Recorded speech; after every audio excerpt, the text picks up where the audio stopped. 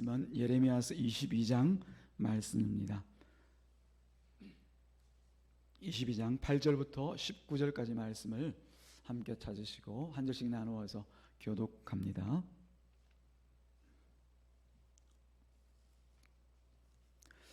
다 찾으신 줄 알고 아직까지 못 찾으신 분들은 자막을 함께 참조하시면서 한 절씩 나누어 교독합니다. 8절을 제가 먼저 읽습니다. 여러 민족들이 이 성읍으로 지나가며 서로 말하기를 여호와가 이 큰 성읍에 이같이 행하면 어찌 되 민고하겠고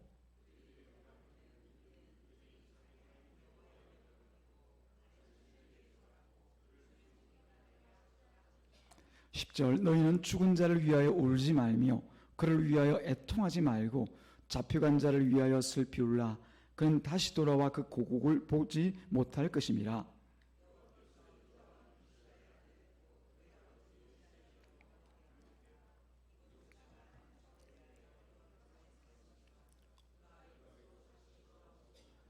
잡혀간 곳에서 그가 거기서 죽으리니 이 땅을 다시 보지 못하리라.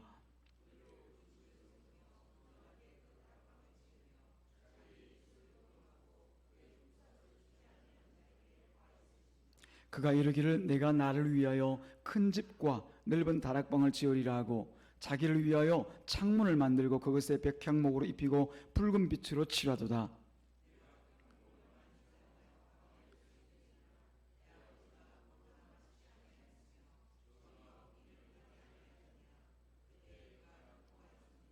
그는 가난한 자와 궁핍한 자를 변호하고 형통하였나니 이것이 나를 알미 아니냐 여호와의 말씀이니라.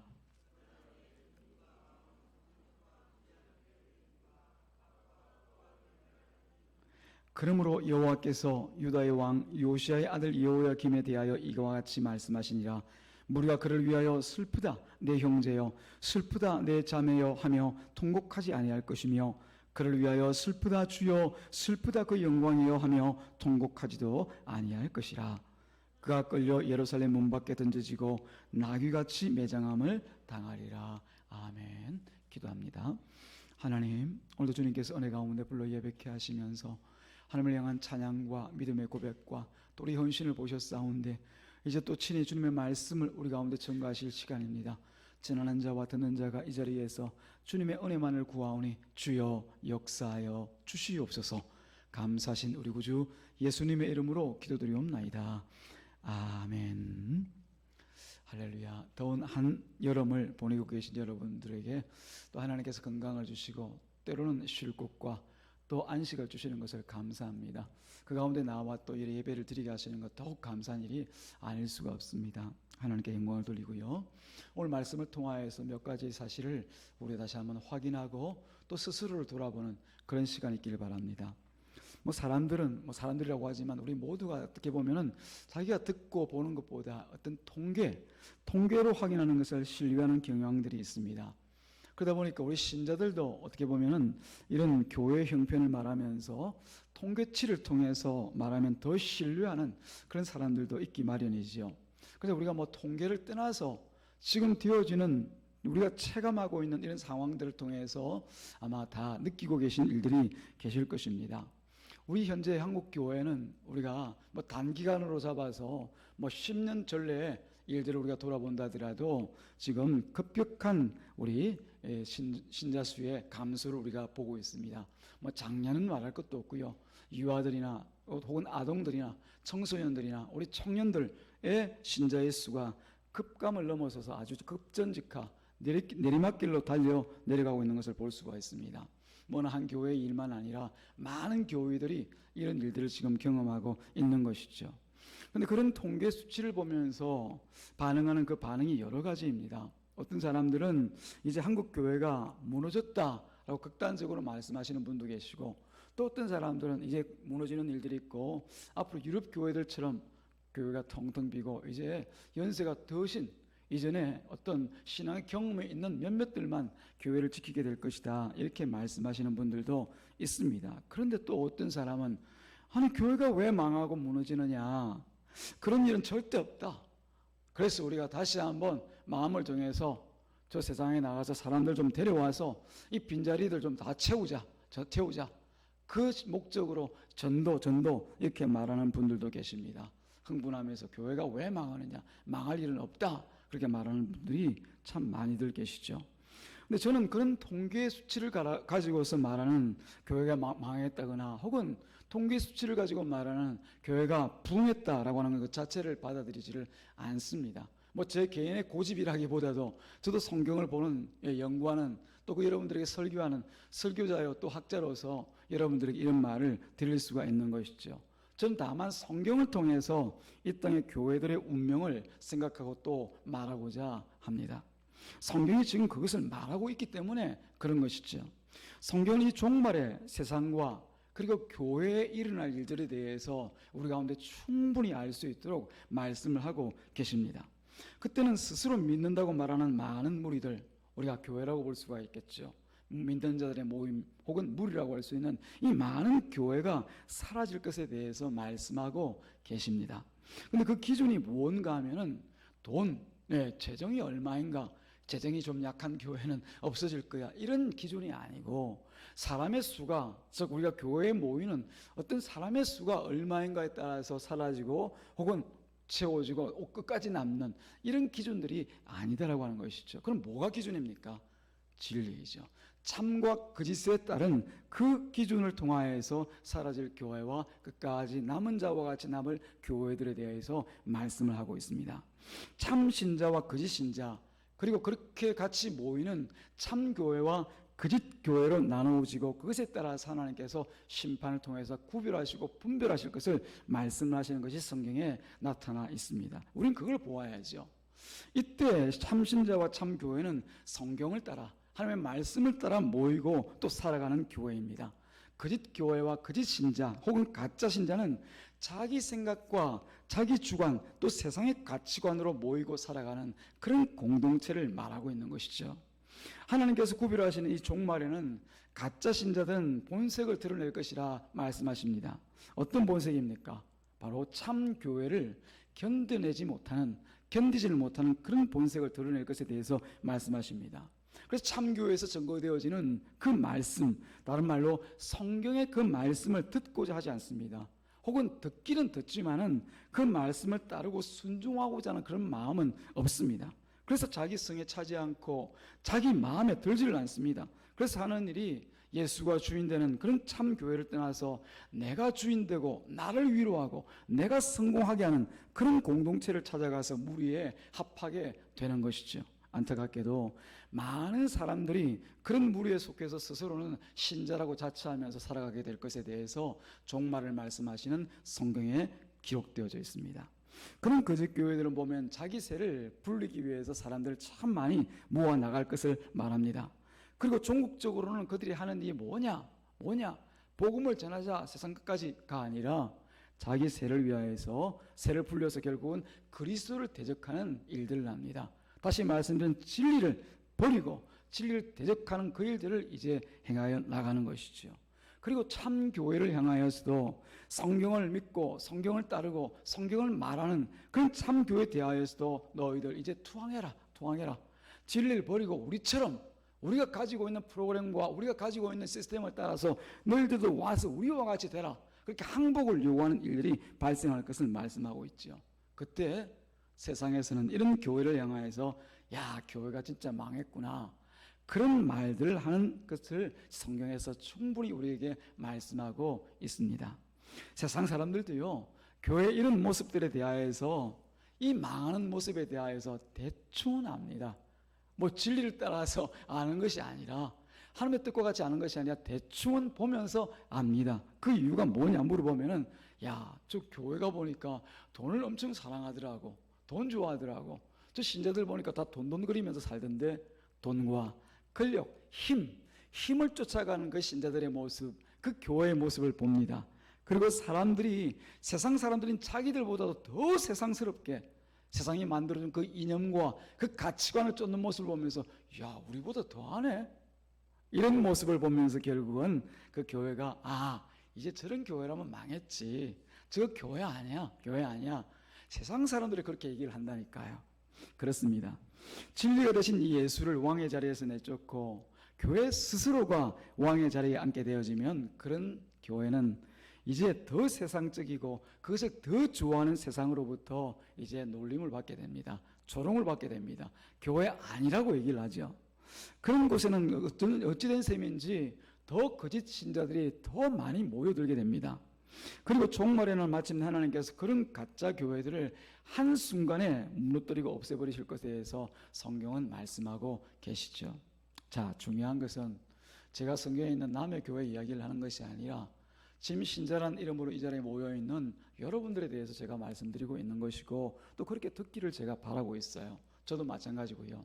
다른 교회가 아니라 저 옆에 있는 무슨 교회를 얘기하는 것이 아니라 우리 삼강교회가 한 그 얘기를 지금 저와 여러분들이 함께 나누고 싶은 것이에요. 무엇을 통해서? 우리가 읽은 이 본문의 말씀을 통해서 말입니다. 오늘 8절과 9절에서 보면 그런 모양들이 나타나 있습니다. 장차 예레미야가 이 유다 백성이 망할 일에 대해서 이제 예언하고 있지 않습니까? 근데 그때 일어난 그 망하는 유다 백성이 망하는 유대 교회 공동체, 다시 말씀드리면 우리가 유다 공동체는 교회거든요. 광야에 있을 때는 광야 교회고 이스라엘 백성들이 유다 백성들이 이 이스라엘 백성들이 가운데 이 적과 꿀이는 가나안 땅에 있으면 가나안 교회 공동체입니다. 그런 교회에서 이제 일어날 일들을 대화로 설정해서 지금 8절과 9절에서 보여주고 있습니다. 지나가는 이방인들이 이제 다 쫄딱 망해버린 이스라엘을 보면서 그런 얘기를 합니다. 야, 저것들이 자기 하나님을 버리고 다른 신들에게 절하고 섬긴 그렇게 하더니 이제 결국 저렇게 망해버렸구나. 하나님께서 그렇게 하실 수밖에 없지. 그렇게 얘기를 하는 장면들이 우리가 읽었던 8절과 9절에 나타나 있죠. 근데 이게 지금 예레미야서에서만 기록된 것이 아니라 우리가 앞서 잘 알고 있는 신명기 말씀에서 분명하게 기록되어져 있는 말씀이에요. 미리 말씀하신 내용이란 얘기입니다. 어느 날 갑자기 예레미야 시대에 가서 그게 일어난 것이 아니라 이스라엘 백성이 형성되어지던 그 모세 시대에 이미 그런 말씀이 주어져 있더라는 겁니다. 어디에요? 신명기 29장에. 28장은 여러분들이 잘 아시다시피 축복장이라고 얘기합니다. 너희가 만약에 내 말을 듣고 나와 함께 동행하게 되어지면 너희가 세상에서 따를 자가 없도록 세상에서 열방 가운데 우뚝 세워서 하나님의 백성을 하나님의 나라로 세워줄 것이다 라고 하는 것이 28장에 나와 있습니다. 어떻게 하면? 하나님의 말씀을 듣고 따르고 순종하면. 근데 29장에는 그와 반대로 하나님의 말씀을 버리고 너희들이 세상 가운데 가나안 백성을 따라 그 주변에 있는 이방인들을 따라 우상을 섬기게 나아가게 되면 너희들이 오히려 저주를 당할 것이라고 하는 저주에 대해서 말씀하고 있거든요. 그 중에서 우리가 신명기 29장 24절 26절에 기록된 말씀이 이런 말씀이 있습니다. 앞으로 전금 넘기셔서 우리가 같이 한번 찾아보실까요? 신명기 29장. 예. 그렇게 힘든 과정이 아닙니다. 민수기 다음에 신명기 29장 24절부터 26절까지의 말씀 같이 찾으시고 우리 같이 교독하겠습니다. 신명기 29장 24절 말씀 제가 먼저 읽습니다. 찾으셨죠? 예, 다 찾으신 줄 압니다. 여러 나라 사람들도 묻기를 여호와께서 어찌하여 이 땅에 이같이 행하셨느냐? 이같이 크고 맹렬하게 노하심은 무슨 뜻이냐 하면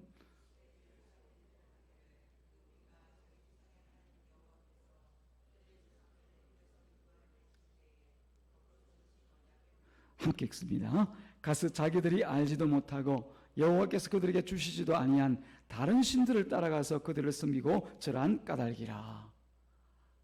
이스라엘 백성들이 앞으로 하나님의 저주, 다시 말씀드리면 망하는 그 이유에 대해서 기록해 놓고 있는데 이것을 보면 이스라엘 공동체, 다시 말씀드리면 이스라엘 교회라고 할 수가 있겠죠.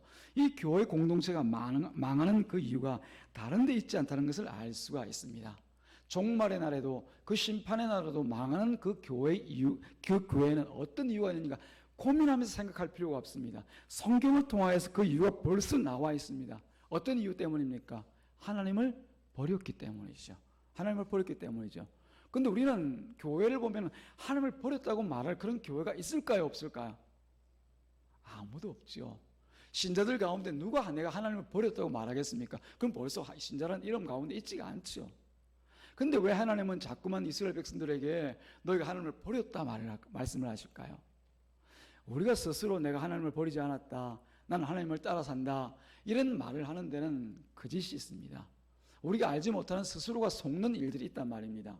나 하나님 잘 믿고, 나 예수님 잘 믿고, 예수님 따라 예수님 믿고 살아간다, 그렇게 말하지만 우리가 정확한 어떤 기준을 통하여서 내가 하나님을 믿는가, 혹은 예수님을 믿는가, 혹은 그를 따라 사는가, 버리지 않았는가 라고 하는 그 기준이 어디에 있겠습니까? 말씀과의 관계에 있습니다. 하나님을 믿는다는 얘기는 하나님의 말씀을 믿는 거죠. 그 말씀을 따르는 거죠. 내가 하나님께 순종하고 따라간다는 얘기는 보이지 않는 그 하나님을 무엇으로 우리가 순종하고 따라갑니까? 하나님 어디 계세요? 어디로 가면 돼요? 결국은 하나님을 따른다, 하나님과 함께 간다, 하나님께 순종한다라고 하는 것은 말씀과의 관계인 것이에요. 하나님의 말씀을 따르면 그게 바로 하나님을 믿고 살아가는 거예요. 하나님의 말씀을 따르지 않으면 아무리 우리가 하나님을 믿어요 입으로 천문만문 얘기한다라도 그 심령은 하나님을 믿는 게 아니에요. 말씀이 없으면요. 이처럼 하나님을 버리고 뭘 또 섬기는 것이 있습니까? 우상을 섬기기 때문에 이스라엘 백성들은 망하는 거예요. 무엇이 하나님을 버리신 것인가? 바로 하나님의 말씀을 버린 것.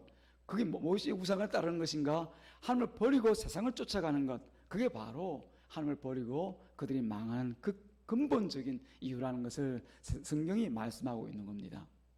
성경은 우리가 한 번도 돈이 없어서 망한다는 얘기를 한 적이 없어요. 성경은 한 번도 우리가 힘이 없어서 망한다, 애굽에게 망하고 바벨론에게 망하고 아수르에게 망한다, 그렇게 말씀하신 적이 없어요. 늘 군대 좀 잘 확충시켜서 부강성해라, 나라를 부강하게 만들고 군대를 좀 강한 군대로 만들어라, 그렇게 말씀하신 바가 없어요. 하나님께서 이스라엘 백성이 살게 하시기 위해서 딱 한 가지만 말씀하십니다. 나의 말을 들으라, 내 말을 들으라, 내 언약에 순종하라, 내 언약을 기억하라. 말씀과의 관계만 하나님께서 이스라엘 백성 가운데 얘기해요. 그 나머지는 어떻게 해요? 저 군대가 저렇게 센데요, 저렇게 강한데요, 저들이 저렇게 돈이 많은데요, 저렇게 능력이 그냥 힘이 그냥 큰데요, 우리가 어떻게 해요? 그 걱정하지 마. 내가 다 세운 것들이고 내가 막대기로 사용한다는 거니까 걱정하지 마. 그게 하나님께서 우리 가운데 주시는 말씀입니다. 그런데 우리가 읽었던 10절 이하의 말씀에 보면은 참 섬뜩한 하나님의 말씀이 기록되어져 있습니다. 이 섬뜩하다는 얘기는 바로 그 죽음의 현장이 오늘 우리들의 죽음의 현장일 수도 있다라고 하는 것.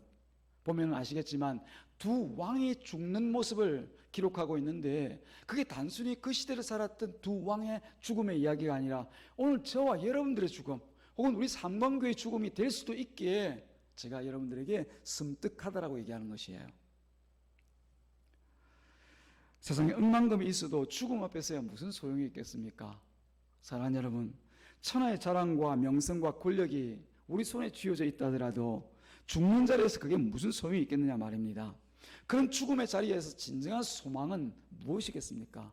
지금 내가 당장 죽을 그 자리에서 우리가 무엇을 통해서 그 죽음을 이기고 생명의 자리로 나아갈 수가 있겠느냐는 것이에요. 돈입니까? 힘입니까? 우리의 자랑입니까? 명예? 아니면 우리의 권력입니까? 이 아무것도 도움이 될 수가 없고 소망이 될 수가 없습니다. 그 답은 여러분들이 이미 다 잘 알고 계십니다. 무엇이 있어야 소망이 있습니까? 여러분이 생각하시는 바로 그분입니다.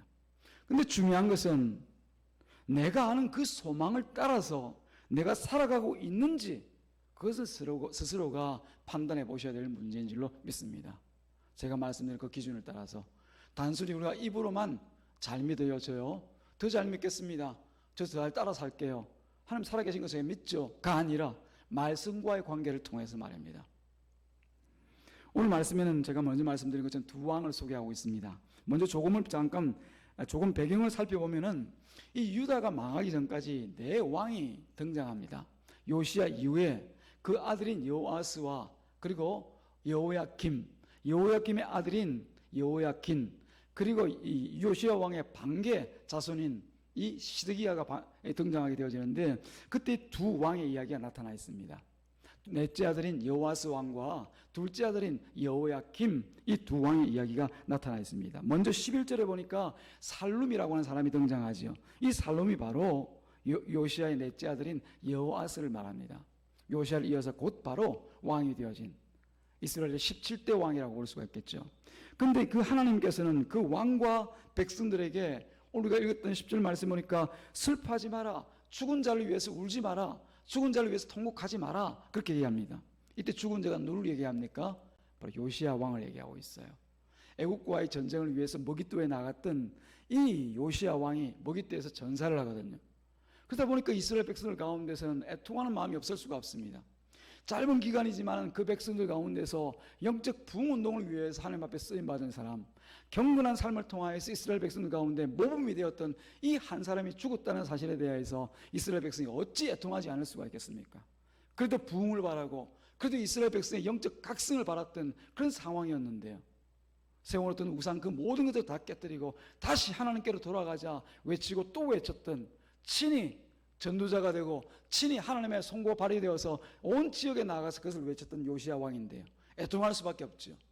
그런데도 불구하고 하나님께서는 이스라엘 백성들에게 너희들 애통하지 마라, 애통하지 마, 그렇게 명하십니다. 왜요? 그 뒤에 보니까 더 슬프고 애통할 일이 있기 때문에 그렇다는 사실을 알 수가 있어요. 무엇 때문에? 사로잡힌 자 때문에요. 그럼 여기서 사로잡힌 자는 누구를 얘기하고 있습니까? 바로 요시야 왕의 뒤를 이은 여호아스 왕을 얘기하고 있어요. 이 사람이 이제 곧 애굽 왕 바로에게 잡혀서 이제 애굽으로 끌려가서는 그곳에서 고토로 돌아오지 못하고, 하나님의 백성이 딴 곳에서 죽는다라고 하는 것처럼 치욕스러운 일이 없거든요. 예루살렘으로 혹은 이 이스라엘 백성들 경내에 들어오지 못하고 애굽에서 객사를 해버립니다. 그런 죽음에 대해서 하나님께서 예언을 하셔요. 이런 슬프고 애통한 일이 있는데 너희들 요시야 왕 그렇게 영광스럽게 죽은 죽음에 대하여서 너희들 그렇게 뭐 애통할 게 있느냐? 애통하지 마라. 애통할 것은 따로 있다. 이스라엘 백성 왕으로 세운 여호아스 왕이 애굽에게 나라를 뺏기고 그 왕위를 빼앗기고 애굽에서 객사할 그 일을 가지고 너희를 애통하라라고 하는 거죠. 이미 이스라엘 백성이 망하고 있는 과정을 보여주고 있습니다. 왕이 된 지 석 달 만에 애굽의 바로에게 소환되어서 애굽에 끌려갑니다. 이게 우리가 영적으로 보자면은 주님의 몸된 그 교회가 세상에 사로잡혀서 세상으로 끌려가는 모습을 보고 있지 않습니까? 왕이 끌려간 것처럼 그 교회가 전체 그냥 한순간에 애굽 세상으로 다시 끌려 돌아간 것을 얘기합니다. 그리고는 다시 예루살렘으로 돌아오지 못하고 그곳에 객사를 하더라는 말입니다. 회복하지 못하고 그 자리에서 죽었다는 얘기입니다. 부친의 그 신앙을 따르지 않고 불신앙으로 나간 지 불과 석 달, 3개월 만에 일어난 이 피할 수 없는 종말을 얘기하고 있습니다. 그 뒤에 우리가 13절부터 19절 말씀에 보면은 그 뒤를 이은 요시야의 둘째 아들, 이 여호아스의 바로 위의 형인 그 여호야김 왕에 대하여서 하나님께서 말씀하십니다. 근데 하나님께서는 이때도 예언하시기를 18절에 보니까 이제는 그를 위해서 애통할 사람이 없을 것이다, 그렇게 말을 합니다. 앞서서는 애통하지 마라 말씀하셨는데 이제는 이제 엘리야김을 위하여서는 애통할 사람조차 없을 것이다, 그렇게 말씀을 하셔요. 여호야김, 같은 이름입니다. 19절에 보면은 왕이 죽을 그 죽음이 아니라고 하는 사실을 우리가 알 수가 있죠. 19절에 보면은 이 여호야김 왕이 죽는 그 현장을 지금 예언하고 있는 거거든요. 19절을 우리 같이 한번 읽어보시겠습니다. 19절 시작. 그가 끌려 예루살렘 문 밖에 던져지고 나귀같이 매장함을 당하리라. 이것은 왕이 죽을 그런 죽음이 아닙니다. 왕은 죽으면 다 이 염을 끝내고 장례를 치르고 이제는 왕실의 왕들이 들어가는 그 묘실에 들어가서 안치를 시키거든요. 땅에 묻는 게 아니라 그곳에 들여놓습니다. 안치한다 얘기하죠. 근데 지금 이 사람의 이 왕의 죽음을 보니까 예루살렘 안에 있는 것이 아니라 예루살렘 문 밖으로 던져지고 마치 죽은 짐승처럼, 나귀가 죽은 것처럼 그저 땅에 있으니까 어이 더러운 거 껴인다, 이 벌레 껴인다, 그러면서 땅에 그냥 두지 않고 땅에 그냥 파묻어 버리는 거예요. 이건 우리가 얘기하는 동양식의, 우리 한국에서 보는 것처럼 그런 식의 어떤 매장, 그걸 얘기하는 것이 아니라 땅에 그냥 파서 묻어버린다는 얘기예요. 예를 갖추고, 예를 갖추어서 이 사람들을 잘 묻은 봉부를 세운다는 그런 얘기 아니라 죽은 나귀처럼 그곳에 혹시 더러운 곳이 깨일까 봐서 그 자리에서 땅에 파묻어버린다는 얘기죠. 이런 처참하고 비극적인 죽음을 당할 것이라고 말씀을 하셔요. 근데 그 이유가 무엇인지 보면은 13절부터 17절 사이에 그 이유들을 설명을 하고 있습니다. 긴 구절이기 때문에 다 읽지는 않고요. 한마디로만 얘기하자면은 여호야김은 하나님의 백성이 마치 세상 사람들이 되어서 살았기 때문이다 라고 얘기할 수가 있습니다. 다시 말씀드립니다. 하나님의 백성임에도 불구하고 특별히 왕으로 세워서 하나님께서 그 백성들에게 하나님의 말씀을 보이고 가르치고 또 그 왕의 하나님의 말씀에 모범이 되어서 살아가야 될 그 왕임에도 불구하고 마치 세상 사람처럼, 아니 더욱 세상 사람으로 살아왔기 때문에 이 여호야김은 그처럼 비극적인 죽음을 맞이할 수밖에 없다라고 하는 것을 얘기하는 거죠. 교회도 마찬가지 아니겠습니까? 하나님의 백성으로서 거룩한 구별된 그런 공동체로 존재하지 못하고 세상과 똑같이 혹은 세상보다 더 세상적으로 세상에 존재하다 보면은 결국 이와 같이 예루살렘 안이 아니라 밖에 내던짐을 당하고 또 마치 나귀를 죽은 것, 에이 저 더러운 것 하고 그냥 땅에서 그냥 매장시키는 것처럼 아무 흔적도 없이 사라지게 만들 것이라고 하는 것을 우리가 알 수가 있는 것이죠. 그 안에 있는 내용들을 보면은 우리 자칫 생각하면은 이 여호야김이 마치 악덕 고용주처럼 좀 행실을 잘못했구나, 이 사람이 모든 일에 대해서 좀 이렇게 사람들에게 관심을 못 샀구나, 그렇게 생각할 수 있습니다. 왜냐하면 안에 내용에 보니까 자기를 위해서 큰 집과 넓은 다락방을 지으면서 사람들이 임금을 주지 않습니다. 품삯을 주지 않습니다. 이걸 가지고 뭐 대단하다고, 그런 사람이 세상에 얼마나 많은데 그 일을 가지고 이 사람이 이렇게 심한 하나님의 그 진노를 받아서 심판을 당할까, 그렇게 생각하실 수도 있지만 그게 중요한 게 아닙니다.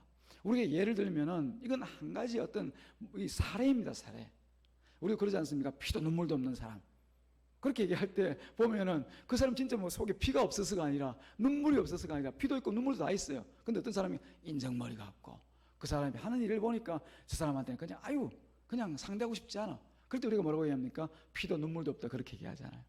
마치 이 여호야김 이 왕이 하나님 보실 때는 이런 못된 고용주와 같이 하나님의 말씀과의 관계에 있어서 그가 하나님의 말씀을 전혀 마음과 심령에 담아두지 않고 살아가더라는 거예요.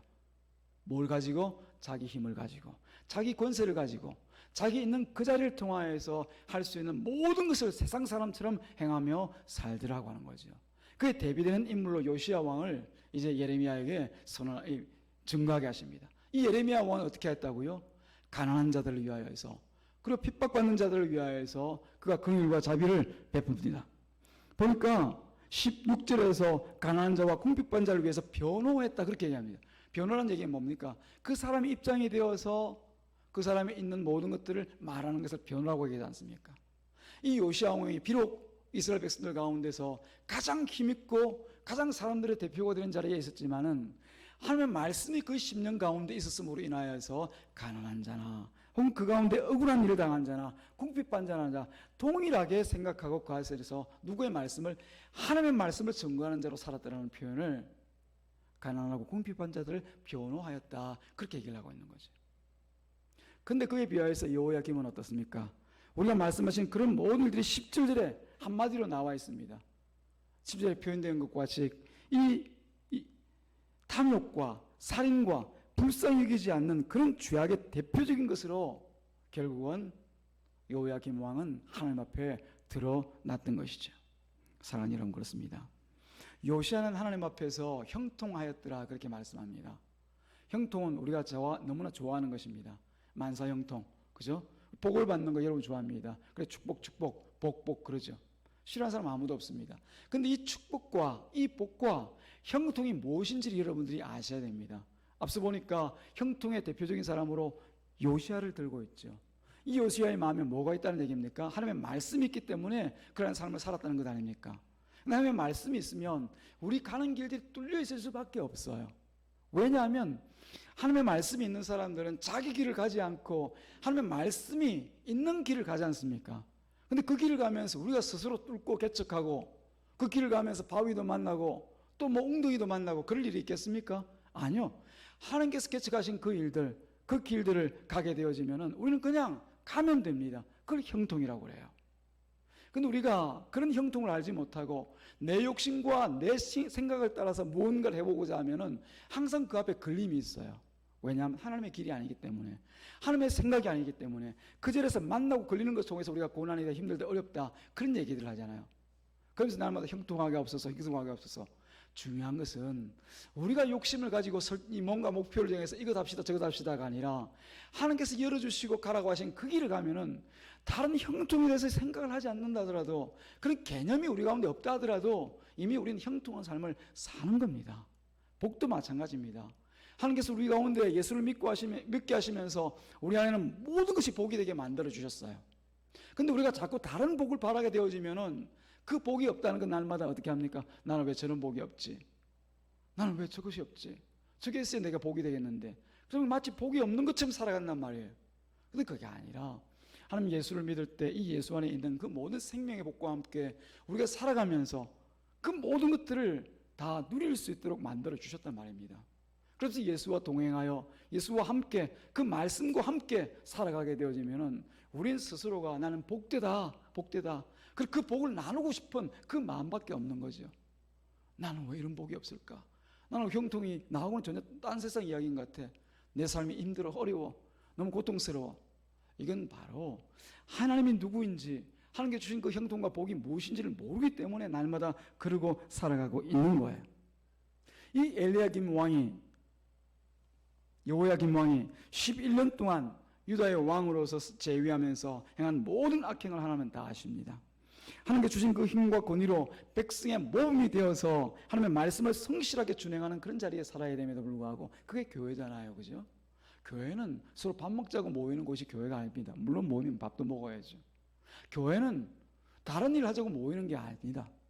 하나님의 말씀을 듣고 그 말씀을 따라서 서로가 말씀을 깊이 마음 가운데 새기시면서 나가서 그 말씀을 따라 순종하기 위해서 서로 힘이 되고 격려가 되기 위해서 모이는 것이 교회입니다. 그리고 이 자리 가운데 계신 하나님을 향하여서, 내게 말씀 가운데 역사하시는 하나님을 향하여서 우리가 두 손 들어 찬양하고 높이고 하나님만이 우리의 참 주님이십니다를 고백하는 그 자리가 바로 교회입니다. 그런데도 불구하고 하나님께 주신 그 힘과 권위로 백성의 모범이 되어서 살지 못하고 교회가 교회답지 못하게 되어지니까 하나님께서는 결국 그를 세상 사람처럼 만드시고 세상 사람처럼 세상에서 쓸모없이 세상을 떠나게 만드시더라는 거죠. 이 여호야김의 왕은 11년 동안 재위에 있었지만, 그러나 비록 살았지만 이미 죽은 자와 같습니다. 그런 여호야김이 하나님께서 보내신 바빌론 군대에 의해 죽임을 당할 때 백성들은 외면합니다. 그리고 당연하다 얘기합니다. 심지어 이방인들조차 이 교회를 알지 못하고 이스라엘 백성 공동체를 알지 못하는 자들도 역시 혀를 차고 침을 뱉고 조롱합니다. 그 던져진 시체를 보면서 애통하는 자가 없고 조문하는 자가 없습니다.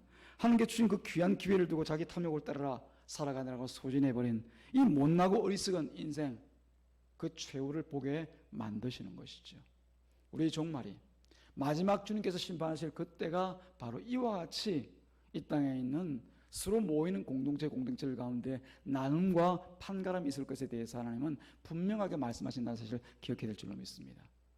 여호아스, 이스라엘 17대 왕이죠. 요시아의 넷째 아들입니다. 그 사람의 이름은 하나님 여호와께서 붙드신다는 뜻입니다. 붙들어 주신다는 거죠. 흔들림이 없도록. 여호야김, 이 사람의 이름의 뜻은 여호와 하나님께서 이끌어 주신다는 뜻입니다. 붙들어 주시고 이끌어 주시면 흔들림이 없고 그야말로 형통한 길로 가는 것 아닙니까? 얼마나 소망스러운 일입니까? 얼마나 복된 일입니까? 하나님께서 일으키시는 그 인생 얼마나 좋습니까?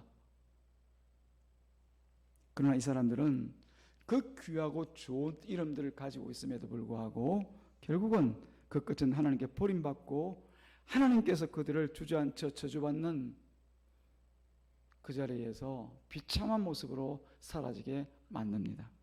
사랑하는 여러분, 우리의 이름이 무엇이죠? 신자죠. 신자. 하나님을 믿는 사람입니다. 이 신자라는 이름이 얼마나 권세가 있고 얼마나 귀하고 소망스러운 이름인지 여러분 아십니까? 아는데 제가 괜히 또 이렇게 막 아십니까까지 하니까 제가 좀 어색한데요. 이건 곧 우리가 이전에 우리의 주인이었던, 우리에게 아버지 행세를 하던 그 마귀로부터 해방되었다는 얘기예요. 그게 바로 신자입니다. 하나님의 자녀가 되어지고 또 하나님의 백성이 되어졌다는 그 이름이 바로 신자라는 이름이에요.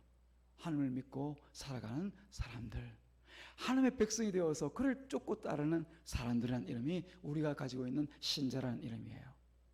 또 다른 이름이 있죠. 성도. 거룩한 물이라는 그런 이름입니다. 어디로부터 거룩한 겁니까? 어디로 구별됐습니까? 세상으로부터요.